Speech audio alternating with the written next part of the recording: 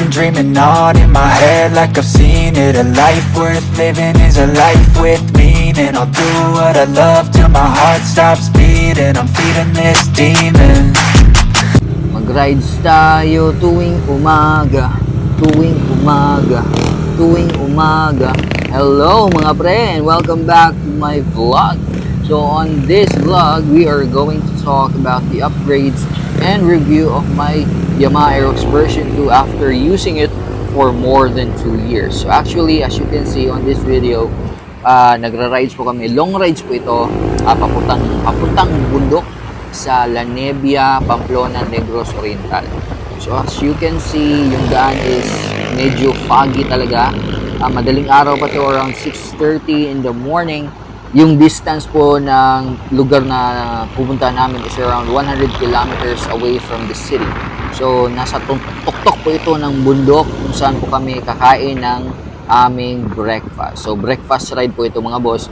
At doon po natin itatalakay yung mga bagay na na-install ko sa Aerox version 2 ko at yung mga review na talakayin natin tungkol sa ating motor na 2 years na nating ginagamit. So ayan, papunta na po kami sa La Nebbia. Sa mga gustong pumunta dito na nasa Negros Oriental, maganda po yung daan doon, all concrete, walang lubak, pero medyo maahon lang talaga ang pagpunta doon.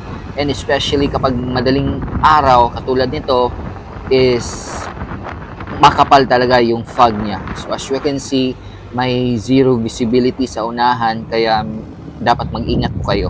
So ayan, dumating na po kami dito sa kakainan namin ng breakfast. Kasama ko yung mga tropa ko sa Team Innocent. Marami po kami dito naka-Aerox, meron ding mga naka-NMAX na mga kasamahan ko papunta dito sa aming kakainan for today. So ito po sila, may marami dyan naka-NMAX version 1, meron ding mga naka-Aerox version 2 katulad ko, meron din MIUI at saka Honda Click. Ayan, so dito po natin itatalakay yung ating video for today. So as you can see, ito na po ang pagdating ko. Ayan po yung Aerox version 2 ko. Ayan, di ba?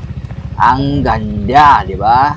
Ang ganda rin yung mga helmet. Ito rin yung mga kasamahan ko. So mostly yung mga motor namin is maxi scooter. Malalaki, nasa 155cc karamihan ng mga kasamahan ko. Yan yung mga ginagamit nilang motor. Kasi alam naman natin, kapag ganitong mga klaseng motor, napakasarap gamitin when it comes to long rides. Kasi comfortable, malakas yung hatak, malakas yung dulo.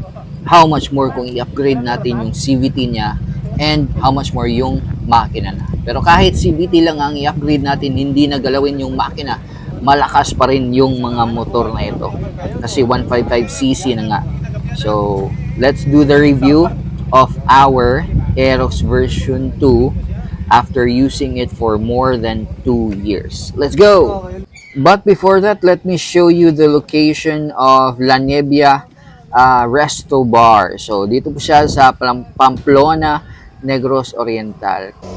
Malapit lang sa Cafe Alicia. So, ako po yan. Ayan, di ba? Ang gwapo. So, ayan, zero visibility. Makapal na makapal ang fog niya. So, ayan, maganda dito, pang-almusal at pang-chill rides.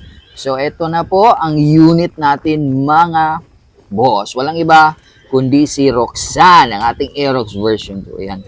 Maganda din yung ating helmet na Spider. Thank you very much, Spider Philippines, for providing us with reliable and cool-looking helmets. So, ito na po yung Aerox version 2 ko. Ayan po yung tindig niya. Halos stock po yung datingan niya kasi I want it to look simple and clean as much as possible na may tindig. So dito po sa unahan, naka max speed CNC lighten outer tube po tayo, tapos naka max speed lighten na disc brake. Dito naman sa likuran, naka DS4 tayo na radiator cover. Tapos ito po yung pipe natin, ORBR pipe na power pipe. Yun po yung gamit natin na pipe. So, ito naman yung suspension natin, Racing Boy S-Series 305mm. Fully adjustable yung preload niya, pati yung rebound niya na a-adjust. So, ayan po yung nagustuhan ko kasi walang tangke malinis na malinis tingnan. Ito naman yung engine support plus 2 ko, alloy po yan. Almost 2 years na rin po yung nakakabit sa Aerox ko, pero hindi ako problema. Kahit ang daily pa yung motor nyo, hindi yan sasayad sa fender sa likuran. Kahit may angkas ka pa. So, hindi yan sasayad. Basta 305mm yung shock mo at naka-stock tires ka. So, ayan po yung major changes sa ating Aerox. Pero, yung kilid natin, to be frank, is nakapag CVT pulley na po tayo. Ang gamit ko po is RSA Tareg Seat pulley set at saka naka 1011 na bola. Tapos stock lang yung bell, naka 1,200 na RPM na clutch spring. So yan po yung setup ng aking panggilid. So far, ang ganda, hindi naging problema sa akin po yung Aerox version 2 ko. But at first, nagka-problema po ako sa kanyang baterya, yung nadidrain, kasi nga dahil sa Y-Connect, yung sa Bluetooth. So may solusyon naman doon, tanggalin mo lang yung Bluetooth na module. Pangalawa, iyan po yung tindig ng ating Aerox version 2 kasi yung CNC light and outer tube assembly natin is naka-magic lowered drop ng 1 inch po yan para safe pa rin sa rides, hindi masyadong lower. So actually, nung nag-change ako ng CVT set, medyo mas naging matakaw po siya sa gasolina. Around nasa 1 liter is to 33 kilometers na lang yung takbo ng Aerox ko. And nung hindi pa ako nag-change ng CVT, yung takbo niya is umaabot ng 39 kilometers per liter. Ito na po yung odo ng aking motor, nasa 5,000 kilometers na po yung takbo niya at nilinisan ko na rin yung CVT. Sabay upgrade na din para isang baklasa na lang. So, recommended ko talaga yung Aerox version 2. Nakaganda gamitin. Sporty look, aggressive, knockoutingin talaga. Hindi ka magsisisi sa pagbili ng Yamaha Aerox version 2. So, sa mga nagbabalak kumuha ng Yamaha Aerox version 2 na baguhan pa lang sa larangan ng motor pero gusto mo ka-experience ng mag-long ride na mabilis. So, I recommend Aerox version 2 kasi malakas na talaga.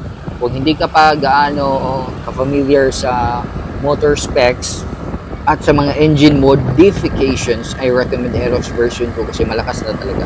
Kahit hindi mo na galawin yung makina, yung CVT mo lang yung i-upgrade mo, basic upgrades lang, is mararamdaman mo muna talaga yung difference between the stock and the upgraded CVT version ng ating Aerox version 2. Kahit bola lang, clutch spring, tracing pulley lang yung i-upgrade mo, mararamdaman mo na talaga yung pagbabago. Napakalakas ng arangkada, malakas din yung dulo. So, yung top speed ko po na na-reach sa aking Aerox version 2 is 118 kph pa lang. So, hindi siya gaano kabilis compared sa 150cc na mga underbone kagaya ng Raider, Sniper. Pero para sa akin, yung 100 plus kilometers per hour is nasa safe zone.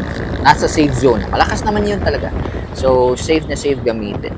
But when it comes to comfort, mas relaxing talaga yung NMAX version 1 or version 2 na gamitin kasi nga napapahinga mo yung mga paa mo sa unahan kasi may lagayan ng footrest sa unahan ng motor na ito. But when it comes to sporty look and aggressive look, I would rather go with Aerox version 2. Lalo na sa mga bagong colors nila this 2024. Lalabas yung mga bagong kulay nila, yung mga bagong decals.